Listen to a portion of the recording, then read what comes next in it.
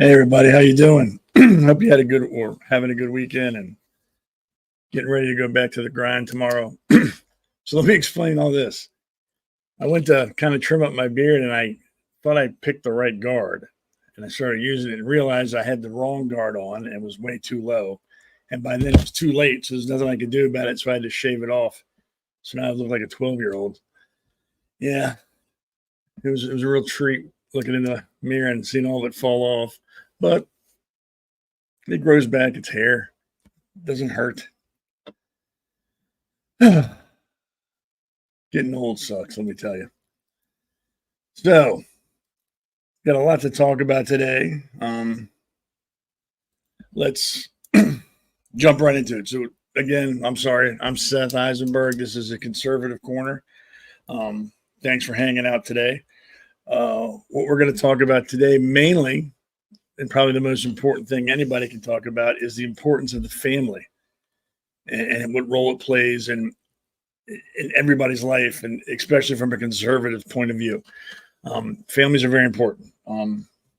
It's what keeps you grounded, keeps you moving forward, and keeps you energized. Your family, at least it should. I mean, sometimes it doesn't, and I'm talking about the perfect in general. I'm not talking about homes that are, relationships that have violence or things like that. I'm talking about, in general, relationships that work well. And that's what we're going to talk about today. And then we'll see what happens. And if you have any questions about anything, I will. Hold on, get a little issues here. There we go. Well, it's not that good either. Fix it. No. I hate stuff like this. Anyway, that's the best we got right now. So the first thing I want to talk about is the state of the family currently in this country. And again, we're talking in general. We are not talking about every family. There's an exception to every rule. So currently in this country, here's an overview of currently what's going on with the average family in America. Only 40% of children live with two married parents, and that's down 73% from 1960. So that's a huge drop. Single parent households, 27% of children live with a single parent, and that's up from 9%. So not a big increase, but still an increase. 32.8% of all marriages will end in divorce. 18% of adults aged 18 to 49 live with an unmarried partner. 20% of children live with grandparents or other relatives, and that's currently. It could be good, it could be bad, but those are numbers. Those are facts. Those are not my opinions. That's not what I'm making up to say. Those are facts.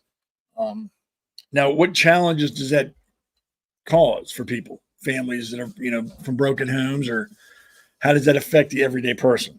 Many families struggle with debt, poverty, and income insecurity. If you're a single family home, there's a lot of issues there. You're relying on one income. You still have children. You have to feed people. You have mortgages. You have electric. You have phone. You have cell bills. It's much, much harder when it's one person trying to carry the entire load. That's why marriage helps. Two people working for a common goal to, provide for their family. That's how it should be, but not like we just looked at.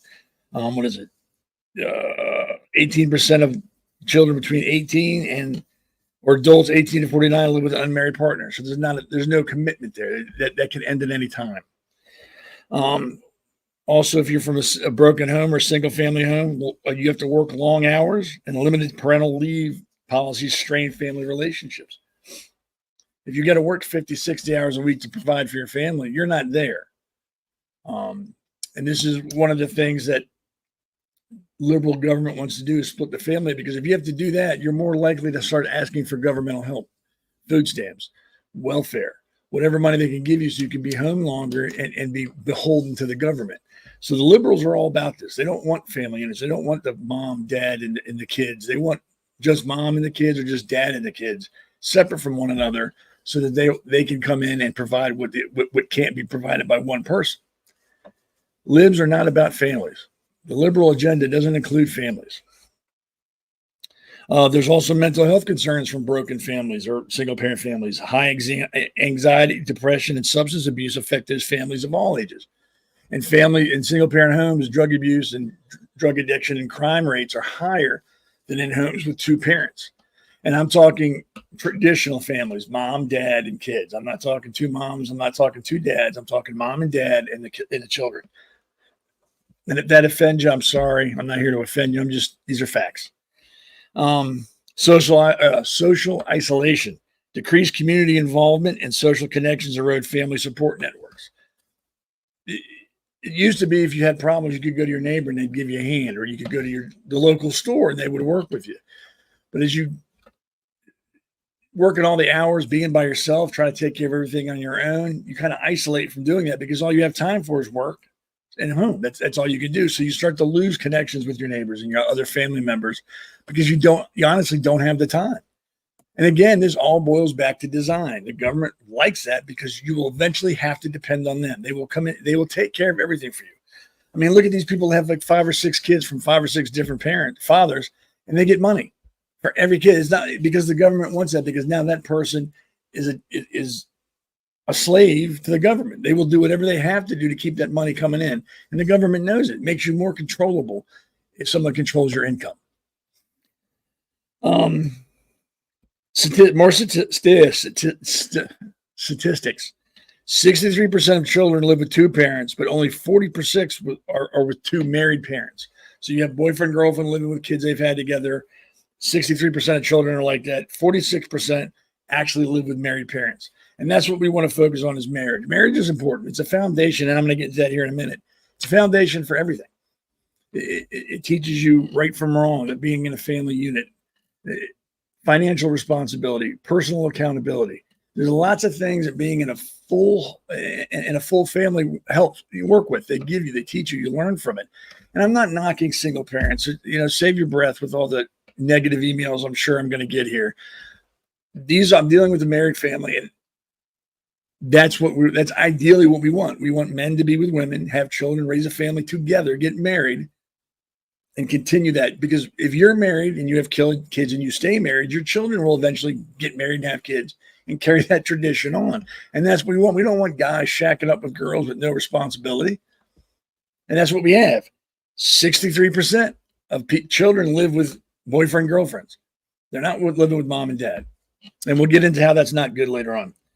24% of children live with a single mother, while 4% live with a single father. And the reason behind that is, in my opinion, is the government and the court system, by and large, not all of them, in large, look at fathers as a paycheck. That's it.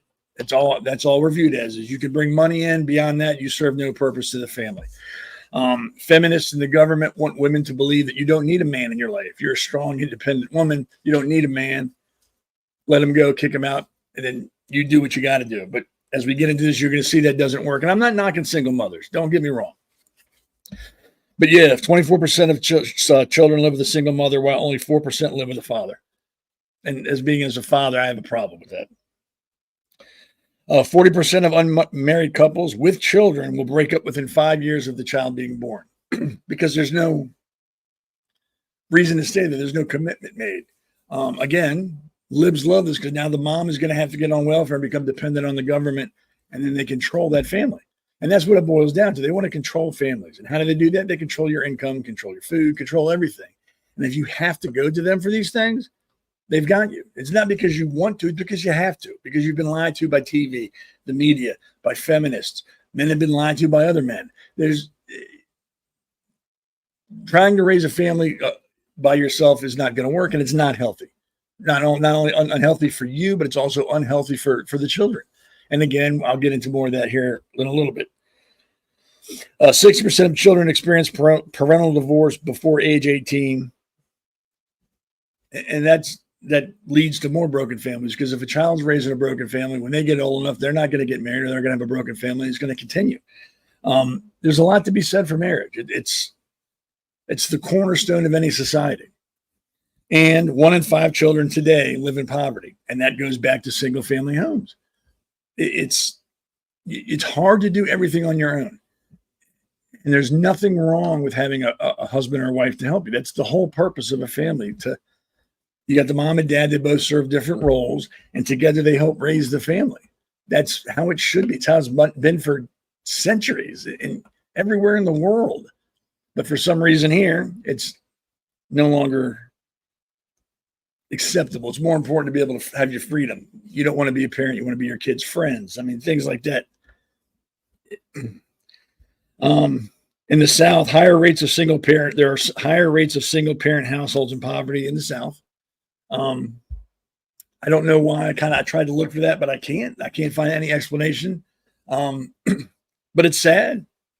West Coast, higher rates of unmarried couples and multi-generational households. So there's a lot of people shacking up on the West Coast that have kids, and those kids stay with them or they're living with their parents, and it continues. You're not teaching any values if you're not married. You're teaching your children that, hey, you can have kids, but you don't have to be committed to the person you have kids with. And you know what? You never have to really leave. We're going to take care of your bills forever. You can live with your parents. They don't learn. They don't move forward. They're not taught anything. And in the Northeast, higher rates of divorce and lower rates of single-parent households.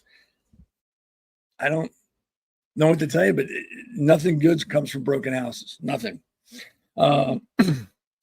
Those trends and challenges and statistics highlight the complexities and diversities of families in America today. Like I said, back in the 60s, this was not an issue. Mom and dad were home. Dad worked. Mom raised the kids and kept the house. The kids went to school, came home. Things were much better. Things flowed. Now, a lot of people are going to say, well, yeah, that was in the 60s and the 50s. And before that, life was different. It wasn't as complicated. It wasn't as crazy. There wasn't as much going on and yada, yada, yada. That's no excuse. They still made it work. There were still problems back then. It wasn't like they were living in utopia. There were issues back then as well. I don't understand why people always want to say that. But there was times may have been different, but their problems were problems. People still had issues they had to deal with and things they had to do, but they made it work. I'm just reading everybody's, if I miss anything.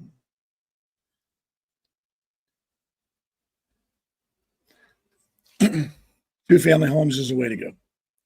Okay, why family matters. This is the important part. Why is it important for families to stay together? Why is it important to get married and not just shack up with somebody? The number one, or not number one, but number one is emotional support. Families provide a sense of belonging, love, and support, which is essential for personal growth and well-being.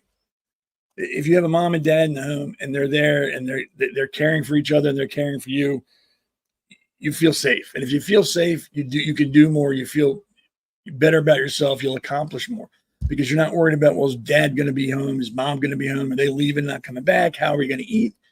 Who's the girl my dad's bringing home tonight? Or who's the man my mom's bringing home tonight and I won't see again? A solid family, again, is the foundation of any society. It's important because you're raising children. And you have to prepare them for the world. And the more solid the foundation is at home, the better off they're going to be as adults when they get into the real world. And we can see that. Look at Antifa. Look at Black Lives Matter. Look at all those people that go there and riot and burn and assault people. I can guarantee you a majority of them are from broken homes, one-parent homes. And they just weren't taught properly. They weren't taught respect or personal accountability. That's why they do what they do. And they're also products of public school, but we'll get into that another time. It's that simple. But yeah, so that's the big thing is emotional support. Socialization. Family teaches social skills, values, and norms, shaping our identity and helping us to interact with others. If you see mom and dad getting along, laughing and giggling and having a good time, you're going to carry that out when you go deal with people you meet. You're going to be friendly and open and polite and respectful because that's what you're brought up with. That's what you see day in and day out. You see how a man is supposed to act. You see how a woman is supposed to act. And you internalize that because those are your mom and dad. Those people are the bar for everybody you meet when you get older. If you're a boy, your father, the way he acts is the bar you set for yourself and how you should act. Your mom is how women, in your opinion, should act. Those are your bars. And if you're a daughter, the same thing. The way your dad treats your mom is how you're going to expect to be treated. That's the bar. That's why it's important. People laugh at marriage and go, I don't have to get married, blah, blah, blah. You do. Economic benefits. Family can share financial resources, reducing economic stress and increasing family financial stability. Like I said before, if you're by yourself, trying to raise a family, working 50 or 60 hours a week, living paycheck to paycheck, and something goes wrong, you're screwed because you're probably got everything budgeted down to the penny. So that one thing that happens and goes wrong throws your whole budget off. So I'm not saying get married simply for financial reasons. That's one of the perks of being married. There's someone there to help you, to help carry that weight, help carry that load. It's important. All these are important. And I don't understand why people are backing away from marriage now. But health benefits. Studies show that strong family relationships can lead to better physical and mental health, including lower rates of depression and anxiety. Children take the brunt of broken homes. They suffer higher rates of depression, higher rates of suicide, lower graduation rates, lower grades in school, lower health, all those sorts of things. But adults suffer that too from a broken home, or and when they shack up or whatever you want to call it. So not only does it financially help everybody, it also helps with socialization. It helps with health. You're better off. You know you have a group of people behind you no matter what. You have people who love you unconditionally versus the government just sending you a check every month and getting you hooked on the government tit. There's no loyalty there. There's nothing. You're not showing anybody anything. You're not imparting any knowledge on your children when you do that.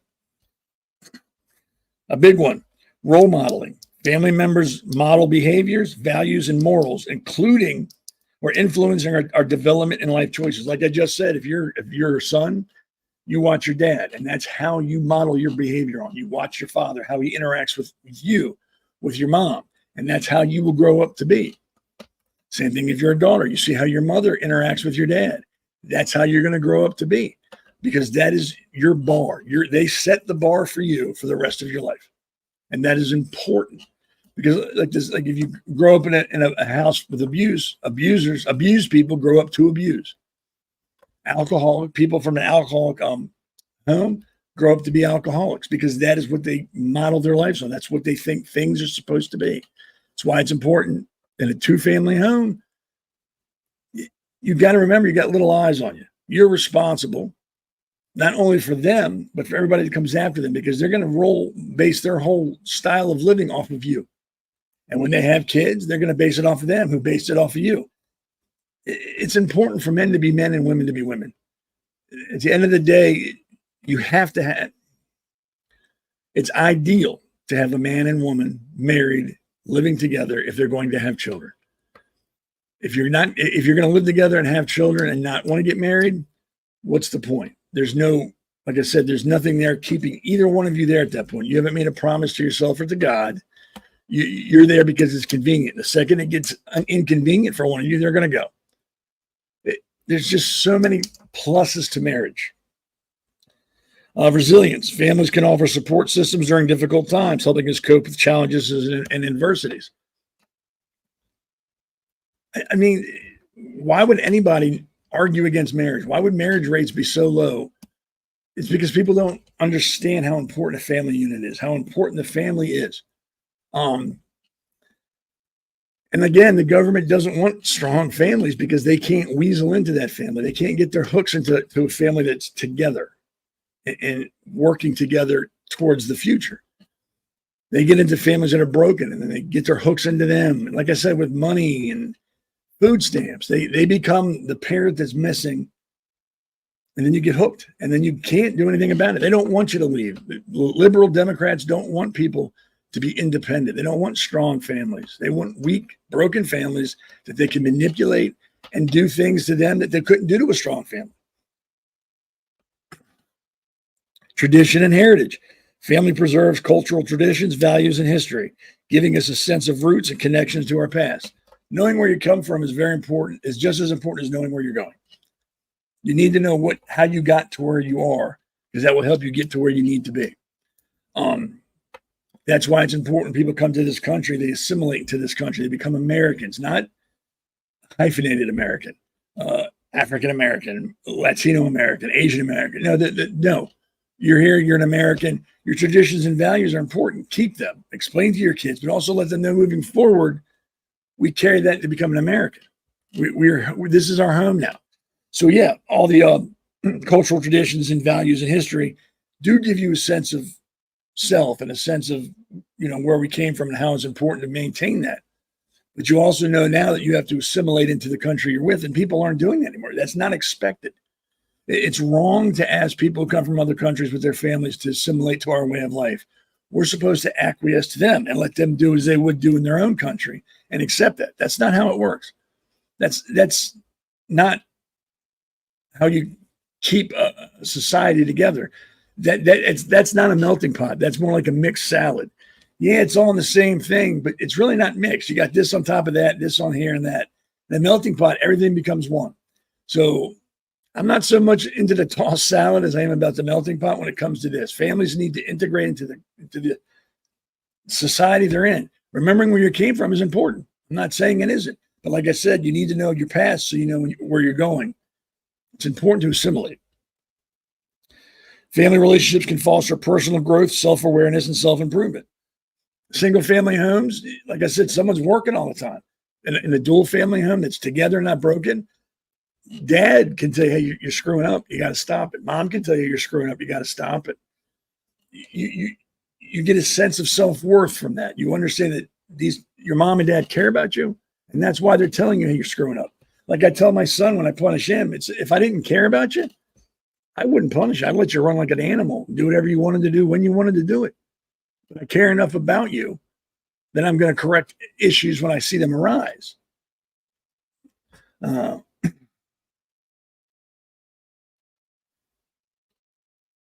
mean, you need mom and dad in the house.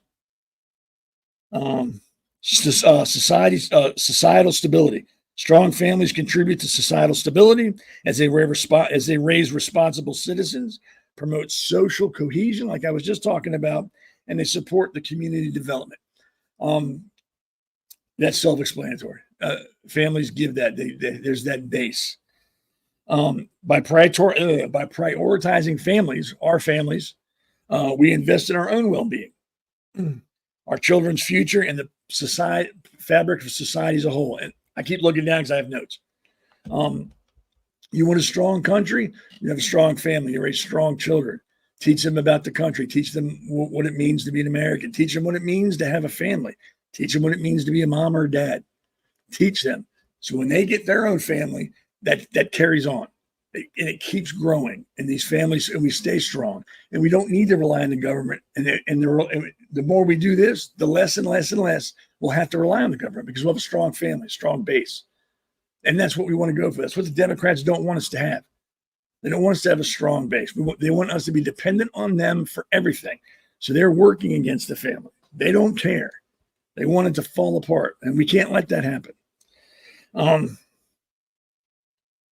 And here's some of the conservative family policy priorities that I see that we should work on, or the government should start looking at. Parental rights. I think that needs to be firmly enshrined and screamed and yelled and exercised. Parental rights, protect parents' authority over their children's education, healthcare, and upbringing. I don't co-parent with the government. It's that simple. They have no business being involved in how I raise my child. Democrats, on the other hand, see it differently. They think they know better than you do, and they need to be involved in every aspect of your child's life. Conservatives don't feel that way. I know what's best for my family. Somebody who lives however far away from me in DC has no clue what's good and what's right for my children. But they'll argue with that. Board of Educations will argue with it. They'll tell you that pornography in schools is fine. And if you don't think that's fine, you have a problem. I know what's best for my children. You know what's best for your children. We don't need the government interfering, and we need to make sure the next President Trump, hopefully, when he gets into office, will make sure that that's the law of the land. Parents have final say on raising their children. I don't want the government involved. They can't even run the post office. I don't want them involved in my children's life at all. Pro-life policy, support laws restricting abortion, promoting adoption, and protecting the rights of the unborn children. And I think, excuse me, I think the good step towards that was when they repealed the law and made it states. So no longer the federal government has no say in abortion. when they when they repealed Roe versus Wade, a lot of people and a lot of the Democrats out there started screaming and yelling, oh, they're going to make abortions illegal. They're going to ban them. No, all that did was take the power from the federal government and give it back to the states where it belongs. And that's how it should be. The states should make that decision. The federal government, again, has no business in my life. We need to protect children, especially unborn children. They can't defend themselves. There's no sense. Let me rephrase that. With the miracles of modern pharmaceuticals and technology, if you don't want to get pregnant, you won't. I mean, free contraceptives, shots, pills, surgeries, condoms, all sorts of things you can do to prevent unwanted pregnancies. It's that simple. If you get pregnant, it's because you're stupid and don't understand how babies are made. It's really that simple. Because I could go to a bathroom and for $1, you can get a condom. Hell, in some places you can get free condoms and the shots. So I don't want to hear about, it was, I didn't know, or I don't have to. It's not my response. It's your responsibility. Condoms, shots, and adoption. I'm a huge proponent of adoption. I think it's awesome. If you get pregnant and you don't want to have the child, there are people out there that can't have children that should be able to take that child. Give it to them. The hell, there are people out there that will pay you. There's no excuse for abortion anymore other than you're lazy, you're dumb. I mean, it's unwanted pregnancies are easily avoided. Like I said, with all the stuff you can do to avoid it, there's no reason why. None, other than you're lazy and you're dumb. I mean, really. Rape and incest, that's fine, but I think that makes up like less than 1% of all birth or all pregnancies in this country. Less than 1%. So I don't even want to hear that. So yeah, we need to have pro-life policies because that also strengthens the family. That's huge for families. Traditional marriage. Uphold the definition of marriage as between one man and one woman, promoting family stability.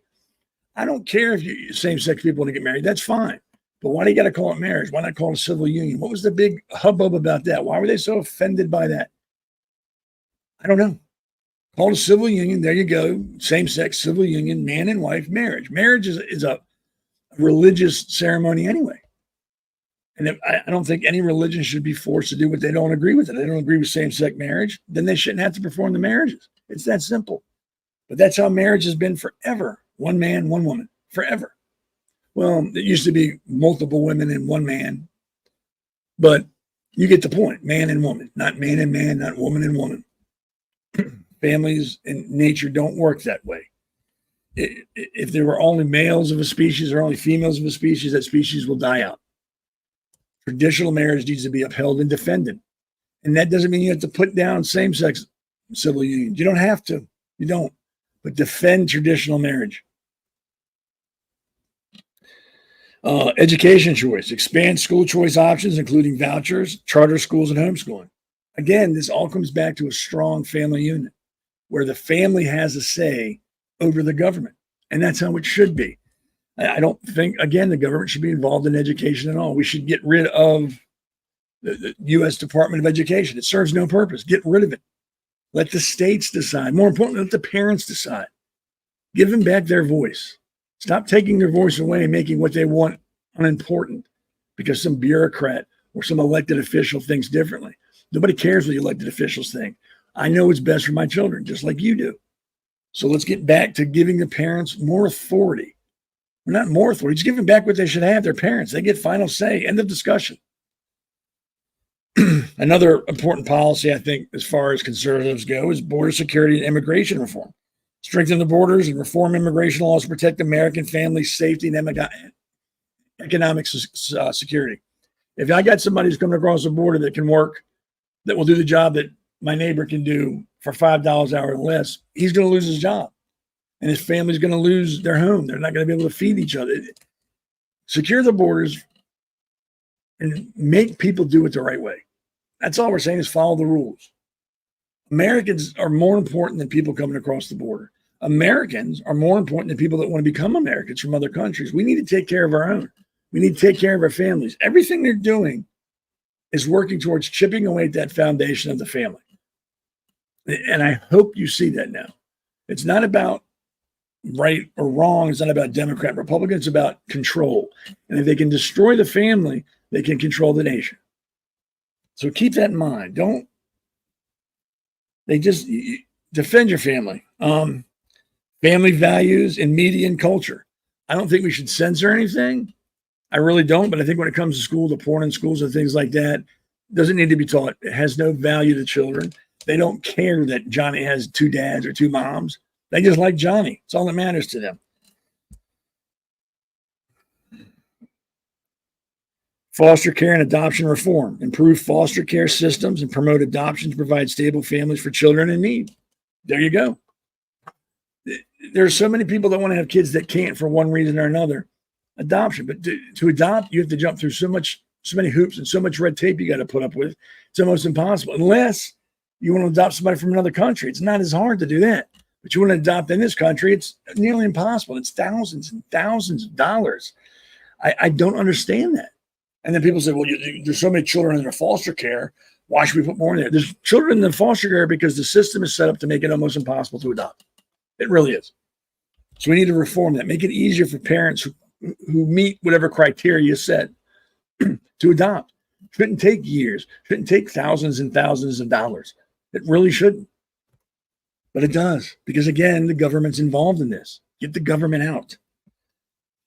Prioritizing family in our personal lives and in our political activism as conservatives is crucial. We have to. We have to put the family first. We have to make sure we're taking care of our base, not the government, not politicians, our family, our base, and our communities. That's where this all starts. That's, again, the Democrats want to destroy all that. They want it to be the government to be your God. We can't let that happen as conservatives. We need to protect our base. Here's some reasons why families are important. Emotional well-being. Like I said before, families provide emotional support, love, and a sense of belonging. That's important. To feel loved and to know you have a base or a place you could go to where you're not going to be judged and you're going to be accepted who you are. That's important. That gets you through the day sometimes. That's all that gets you through the day sometimes. Liberal Democrats don't want you to have that. I agree. Bud Southfeather, that all 3-letter departments probably need to be slashed in half, if not gotten rid of completely. I completely agree with that. I don't think we need them. Again, another reason we need to protect our family, the family, is role modeling. I mention it a lot because it's important. What your kids see is what they're going to become. If they see mom and dad acting like responsible adults, loving and caring and working and disciplining and having fun, that's how they're going to be when they get out in the real world. It is so important. The family is so important. And the government knows that. They know that's where a lot of people get their drive from. They get their umph from his family. And if they can destroy that, we're screwed. And they're doing a pretty good job making the family unimportant. Defund and drastically reduce. Yes, Bud Southfeather, I completely agree with you. I will not argue with you, and I completely agree. I can't argue with that. Support network. Families offer a support system during life's challenges. Again, the government wants to be the nanny. They want you to have to go to them for everything.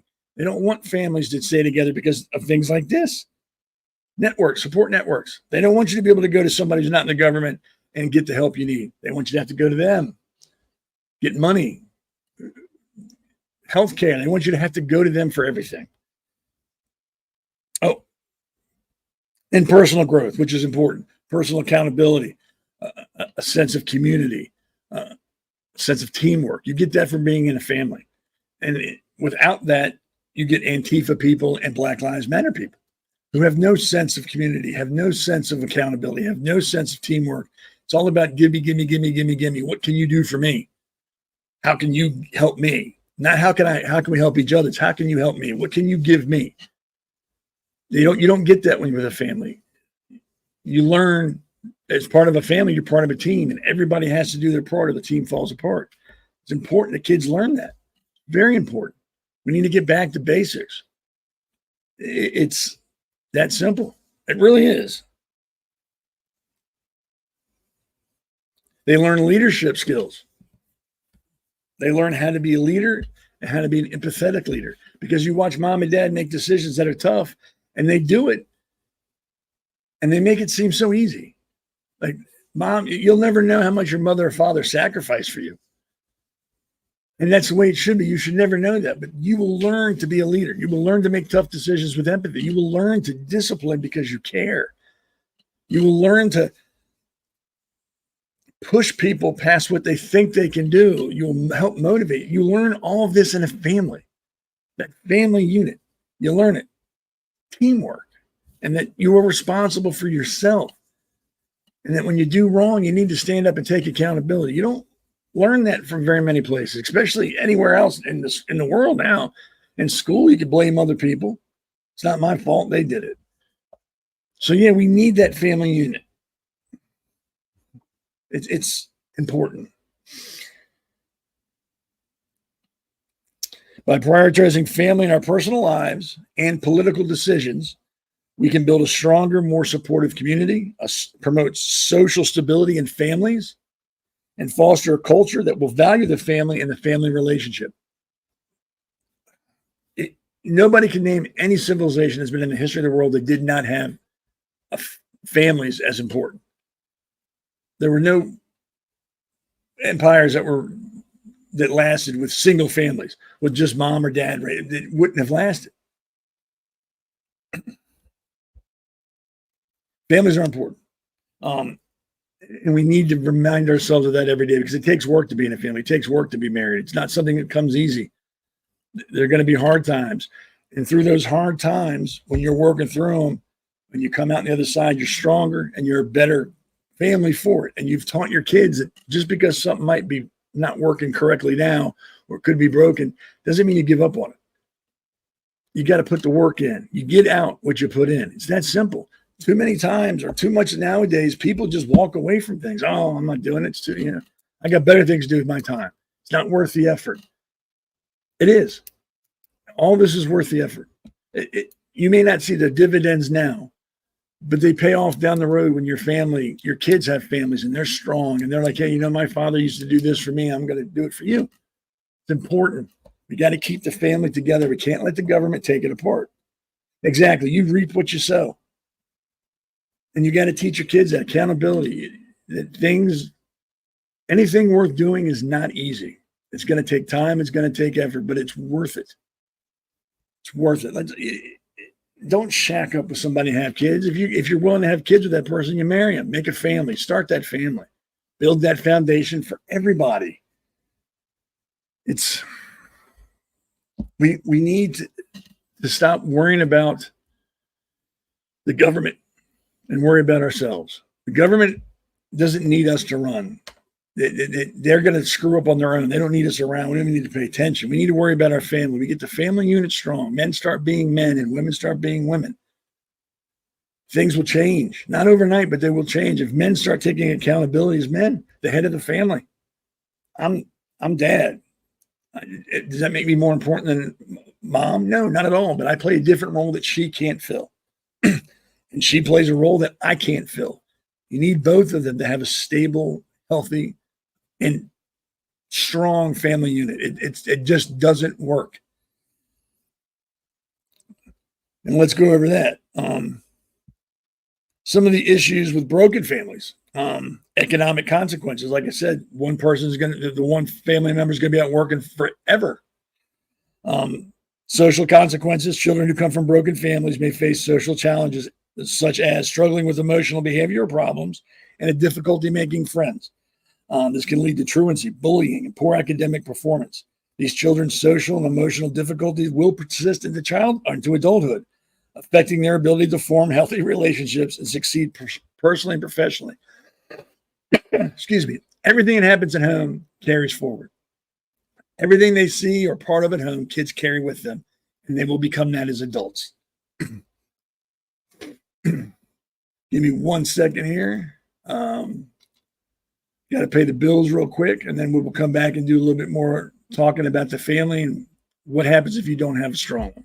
Born in the coastal plains of South Texas, Smoking Gun Coffee is founded by combat veterans that know exactly what a cup of coffee needs to taste like. Run by father and son, each coffee bean is perfected, roasted at 500 degrees, and cooled with a Gulf Coast breeze. Smoking Gun Coffee hand makes and bags each ounce of coffee for maximum customer satisfaction. With every purchase, 10% goes back to organizations that help veterans and local communities. That's Texas made, one bag at a time. To find out more, go to www.smokingguncoffee.com.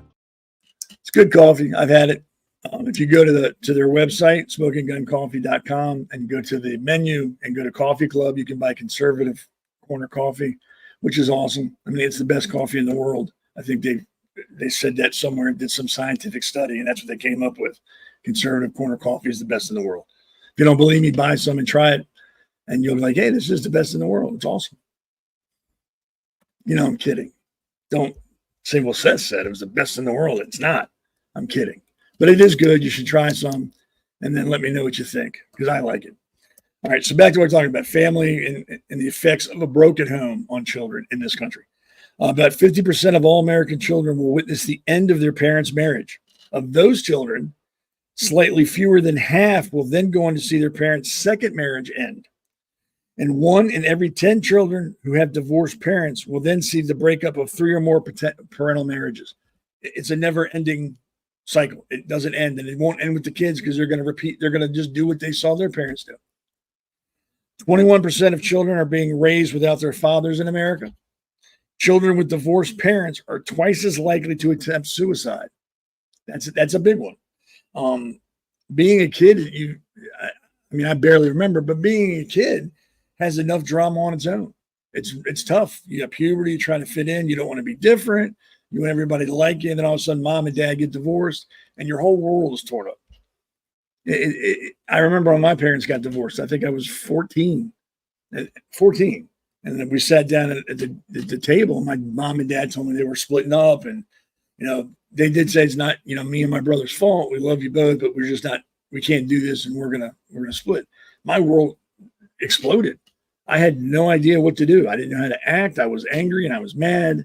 So I can understand how a younger person might take that a lot worse and not know what to do. And unfortunately, maybe they think the only way out is to commit suicide.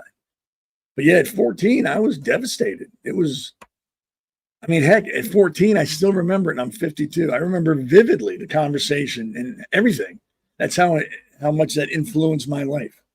The good thing is, I guess there's a good thing that can come out of that. My father still stayed involved in my life. We lived with my mother. My father lived 10 minutes down the road. He was still very involved with our life. Never stopped being involved. Sometimes that got annoying, but it felt like we were still a family. They just didn't live in the same house. He was that close and that involved. That's cool. That's how it should be, Chris. Every day should be like your first date if you're married. And I know it's difficult to do. There are times when you wake up and you just want to, but those are the times you got to work. You got to put in the hours. You got to do what you got to do to make it work. It's important. You don't understand how important the family is. And if this doesn't tell you how important family is and how much it can change the direction of a country, of a nation, I don't know what it's going to take. The thing about twice as likely to attempt assault children with divorced parents, that's from Science Daily. They did a study. 70% of prison inmates incarcerated for long-term sentences grew up in broken homes. Family separation statistics reveal, and that was done by the U.S. Department of Justice. Mom and dad affect so much in the child's life. It's unfathomable. You just can't grasp how important that unit is.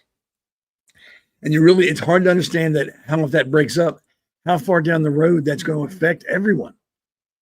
It's that important that will affect generations. We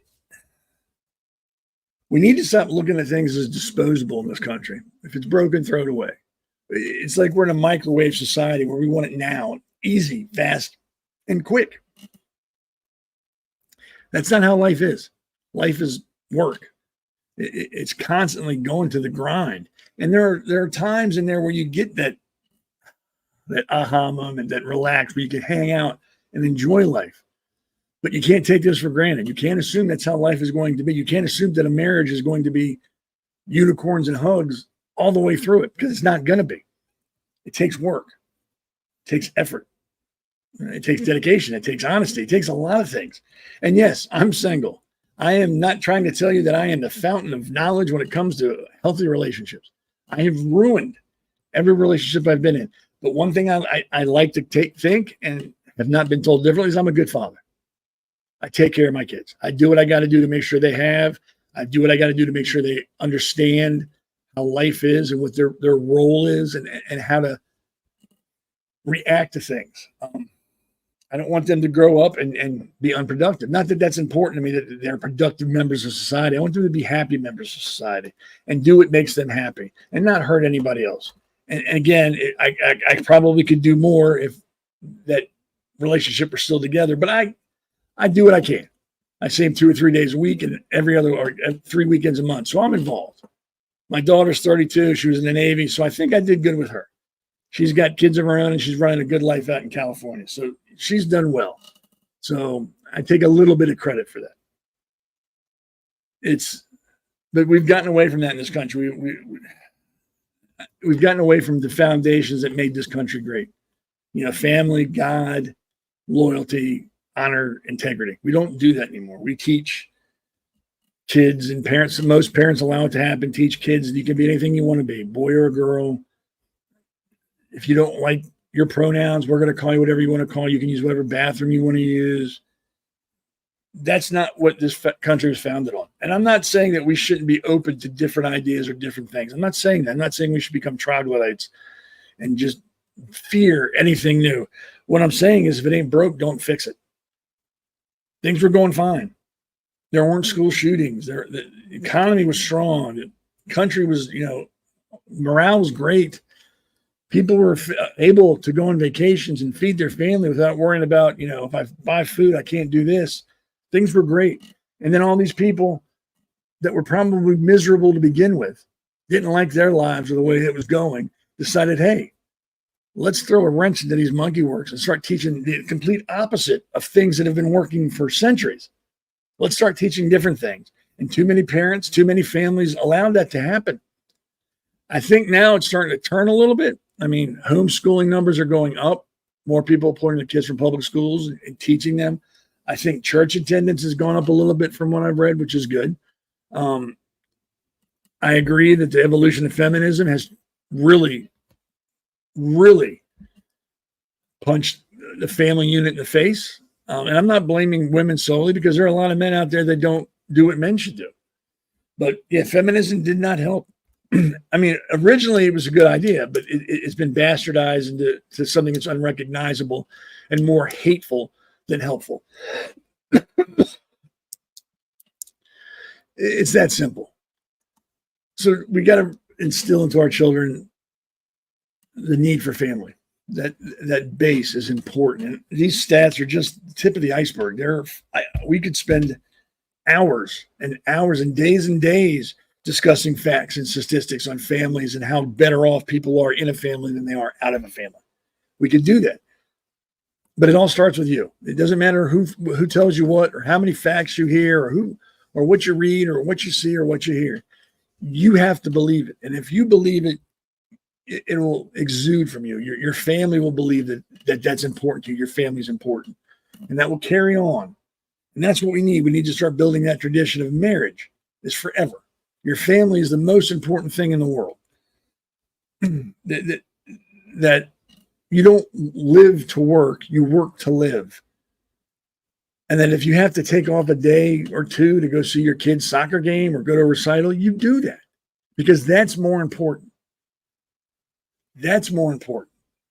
And we've gotten away from that. I mean, according to a study done by American Data Reportal, the average American spends 7.5 hours per day in front of a screen. That's 7.5 hours. That's a whole work day. And this doesn't say just during work day. This is over a course of a day, 7.5 hours. Unless you're watching me, get off of this thing. Go spend time with your family. Take a walk. Cook together. Do something together. This is killing us. This social media bullshit is what's tearing the family apart. And the government, I mean, we already know the government's told them what to do. Facebook, they were like the government's bitch and did whatever they were told to. Now they want to apologize. I don't care. Stay off the internet. Stay off your phones. When you're home from work, I used to. I'm guilty of it until recently. When I used to keep my work phone on 24/7, 7 days a week. Now I don't. You know, when I get home and our office closes at 6, my phone's off at 6. We open at 8. I turn my phone back on at 8. Between those hours, I don't take work calls. Saturday and Sunday, my office is closed. I don't work on Saturdays. I don't take work calls on Saturday and Sunday. That's my family time. There's not enough family time as there is. So I'm not going to sacrifice what little bit I get to work. And some people may say, well, that's stupid. You know, you need to get paid, blah, blah, blah, blah. I don't care. Because no one on their deathbed has ever said, man, I wish I had spent more time at the office. Nobody. Spend time with your family. Build that foundation. Strengthen that bond so that it carries on, so that we become less and less dependent on government and more dependent on our family and our communities, because that's what we need to be. That's what the libs don't want. That's what Democrats don't want. Conservatives are all about community. We can help each other. We don't need the government. I don't need them butting into everything I do. Stay the hell out of my life. If I can't do it, I'm sure my neighbor can help me, or I can find someone local that can. And that all starts with a family. That strength in a family to realize that you don't need the big government to play daddy. You don't need them. You've been taught to be self-sufficient by your family. You know what you got to do, and you go do it. Now, a lot of people are going to agree with what I said, and that's fine. If you're watching this on Rumble, mash that like button. I mean, really, I'm saying what probably most of you were thinking to begin with. There's nothing I'm talking about. I'm sorry, I'm looking at something. There's nothing I'm talking about that hasn't crossed, that most of you haven't thought about. It's really that simple. Some of you just may not want to say it out loud, or maybe you don't agree with everything, and that's fine. You don't have to agree with everything I said about your family or how I feel about the family. But just know that it's important. It's what's going to keep this nation running the way it should is family, not the government, not the president, nothing. If the family unit falls apart and fails, this country is doomed. It's that simple. And it's that important that we maintain these family bonds and maintain that foundation. Democrats don't want you to have it. I'm telling you, they don't. It's important. Please understand it's very important. It's the most important job you're going to have in your life is being a husband or a dad or a mom or a wife. Those are the most important jobs in the world. Nothing else affects more people than that. I don't care what you do. Those are the most important jobs. And yes, they're the most underpaid and underappreciated positions. I understand that. I do. A while ago, I was talking to my daughter a long time ago, years ago, because she's 32 now. And we had a conversation. And she was saying, she has 2 kids and talking about having, it's hard being a parent, blah, blah, blah. And I just kind of smiled to myself. I'm like, you're preaching to the choir, kid. But it's good to hear that she realizes it's not an easy thing. It's not just like snap your finger and things happen. You have to work. You have to work at it to make it good. And I'm glad she understood that. And it wasn't like she was complaining. It was just more of a, hey, by the way, it's just important. That's why I spent almost an hour talking about it. That's how important it is. We can't forget it. We can't be led to believe it's not important. We can't let the government take the role of any type of position in a family. We can't allow it. And this, like I said, if the family dies in this country, we're done. It'll never be the same. So we have to fight every day to maintain the family. Make sure that it's important for you and important for the people in your family. Make time to keep those bonds strong and to build on the foundation that's already there. You got to, or we're going to lose the country. We really are. I hope I haven't upset. Well, if I upset you, I don't care, because it's important enough for me to tell you. I respect you enough to tell you how I feel about this. So it's that. Any questions? Anybody got any comments? I know I've been trying to keep up, and it's really hard. And if you've said something and I missed it, I apologize. I'm not trying to ignore you.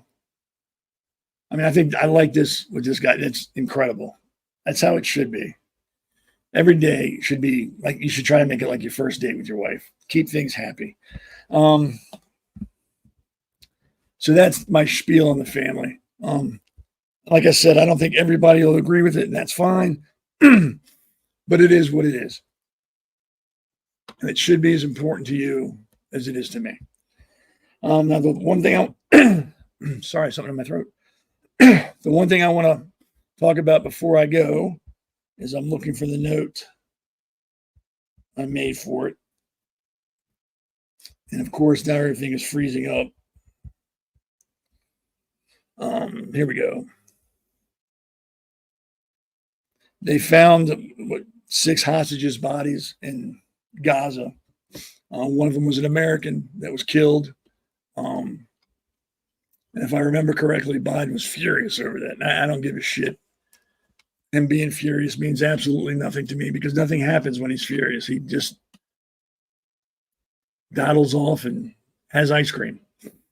But the American was killed, and 5 other hostages were found, and apparently, from what I've read, brutally murdered. And I've never heard of anything like a polite murder or a soft murder. I think they're all brutal, but I understand what they mean. And of course, there are people screaming at Israel. They need to accept a ceasefire. You got to accept a ceasefire. You can't keep doing this. I don't understand why people want to make a ceasefire with a group of other people who have killed hostages.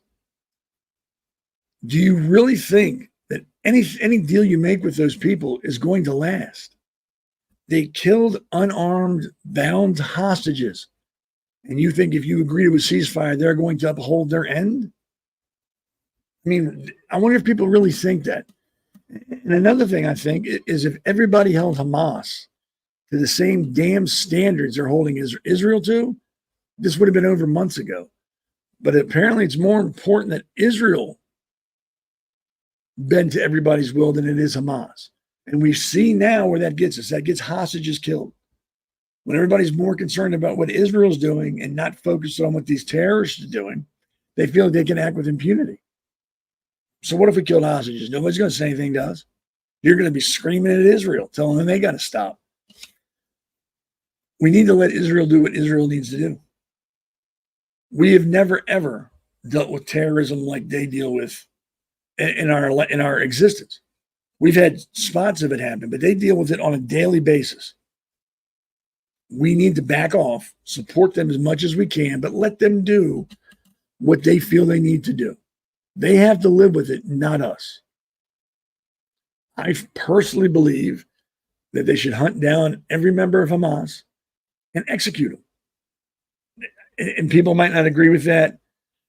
I'm sorry, I mean something. Democrats and the global left could not climb over one another fast enough to be the first to tell Israel not to retaliate. Yes. And that just empowers the terrorists. It's like in Maryland on October 7th, University of Maryland has allowed their quad or whatever they call it to be used for I don't know if it's commemorate or celebrate the anniversary of October 7th by a Palestinian student group. They're allowing these idiots to celebrate and commemorate a day where 1,300 innocent people were murdered and raped and beheaded and tortured. They're allowing them. And they're claiming, well, it's a First Amendment right. You know what? You don't have to rent it to them. You don't have to say, no, you can't do this here. All you got to do is not rent it to them. Like, no, you can't use the public space. Sorry. You have to find somewhere else to do it. We're not saying you can't. You just can't do it here. It's that simple. There are other people who pay to be here that don't agree with you. So you'll have to do it somewhere else off campus. We're not going to stop you. We're not going to tell you you can't. We're just not going to allow you to rent or pay for the permit to do this. We're not going to allow it. Sorry, we can do that. But no, because it's more important that these uneducated animals get to spew their bullshit than it is for someone just to stand up and say, no, go do it somewhere else. You're not doing it, because they would call him a racist and a bigot and all sorts of things. We need to stop worrying about what people call us and start doing the right damn thing. And the right thing is not to let these animals have a voice on a college. Hamas is the antithesis of education. You go to college to hear different viewpoints, to discuss, to debate, and maybe you'll learn something from hearing somebody's viewpoint that's different from yours. Hamas, they'll just kill you. If you don't agree with them, they'll just kill you, throw you off the roof of a building, cut your head off, shoot you in the head, burn you alive. Why would you even allow that type of group to be represented in an institution of higher learning? If this doesn't go to show you that college is useless, pointless, and a waste of money, I don't know what to tell you. But yeah, Maryland, University of Maryland, October 7th is going to allow that some Palestinian group to hold an anniversary of October 7th there. If you've been to Maryland and you've graduated from Maryland, I implore you to write a letter telling them, hey, this is ridiculous. This is stupid. Don't do it. I don't agree with it. Or if you went to Maryland and you agree with it, you're an idiot and you should play in traffic because you don't serve a purpose on this country, in this world. If you support Hamas, you don't serve a purpose. But yeah, everyone's jumping on Israel after they found the bodies of the hostages. They need to agree to a ceasefire. Not that Hamas needs to be held accountable for what they did, but Israel needs to get to the negotiation table and get to a ceasefire agreement. That's the kind of screwed up world we live in, where murderers are ignored, and then people who are trying to protect themselves are the bad guys, and they have to make all the sacrifices. They have to do whatever it takes to make things go right. I hope Israel doesn't stop. I really, really would love to see them give the finger to the rest of the world and say, look, we're going to do what we got to do. They're killing our people, not your people. Well, they are killing our people, and our president hasn't done shit about it. And then they asked Kamala Harris's VP pick about what he thought about the hostages being killed. He had nothing to say. He just waved and walked off. I don't understand how anybody could vote Democrat now after all the bullshit they're doing. How could you? They don't care about terrorists killing hostages. They don't care about terrorists killing American citizens. They don't care because it's Israel. And it's cool to be anti-Semitic. I don't know. Like I said, I hate saying it because it gets said every time, but this election is so important. If we don't make the right decisions and get the right leadership in place this coming November, we are screwed. Screwed. I mean, his name's Waltz. He lied about being in combat, lied about his rank. I mean, same thing with the governor of Maryland. Said he had the Bronze Star, never received the Bronze Star. These people, Democrats, lie as easily as I change my underwear. And as often, at least once a day, they're lying about something, if not twice a day. They're lying about something, and nobody cares. Nobody cares. We don't see anybody calling for Westmore, the governor of Maryland, to step down because he lied about it. Nobody's saying that Waltz needs to step out of the race because he lied about being in the military or what he did in there. Nobody. But everybody's screaming about Trump. What he did was wrong. He shouldn't be. But nobody cares if people just flat out fucking lying about their past. Just flat out lying. Nobody cares. That's why I firmly believe liberals suffer from a mental disorder. There has to be something that's not clicking up here that clicks with everybody else. Something doesn't register like it does with us with them. But yeah, get out and vote November 5th. Drive people if they can't drive. Get your friends to go vote. Get your family to go vote. Do what you have to do legally to get people to vote. Get them there. Talk to your friends and family about how important this election is. Talk to them about, hey, have you heard about this with, Harris and Waltz? Have you heard about this with Governor Moore of Maryland? Talk to them so they know, because they're not hearing it in the media. And when they hear it in the media, it's always an excuse of why it's okay for them to have said it. But Trump is the Antichrist. Talk to them. Don't argue, because then they're just going to defend themselves more and their beliefs more. Don't argue, talk. Have an open dialogue and just speak fact. Just speak the facts. Don't get emotional and take things personally. Just be factual. Eventually, facts are going to win out.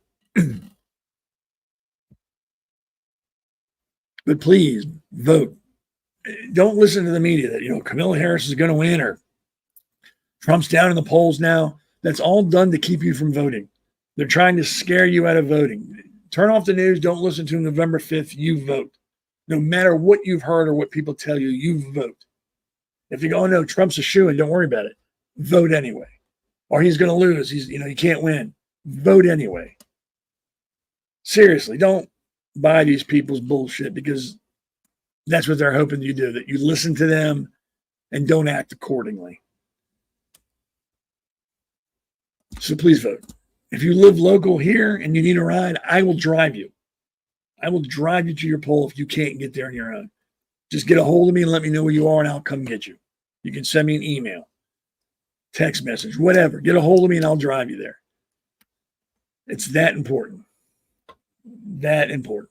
All right. Well, I think I've kept you on long enough. Sunday night, go spend time with, go spend time with your family. Get ready for the work week. Do what you got to do. Remember to follow us on Rumble.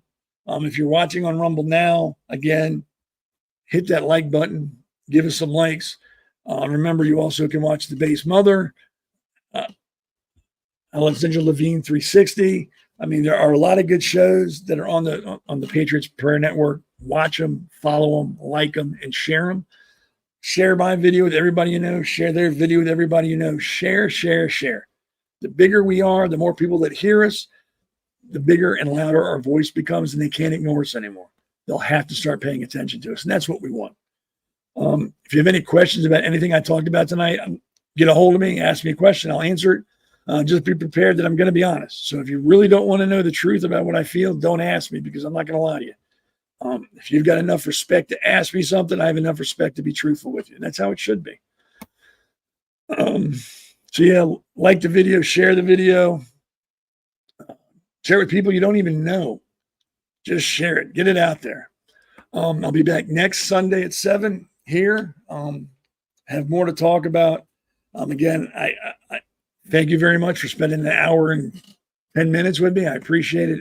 You have other things you could have done, but you were here, and that's awesome. And I truly appreciate it. And I hope I kept you engaged for the hour. I hope I didn't waste your time. But have a good Sunday evening. Have a good work week. Remember, Rumble, like this, hit like as many times as you can. Share this video. Watch Elena Barbera with the Base Mother, Alexandra Levine with Alexandra 360, and all the other shows that are on the Patriots Network, and like and follow them and share them with everybody. And remember, if you vote principle over party, you will never, ever waste your vote. Y'all have a good evening.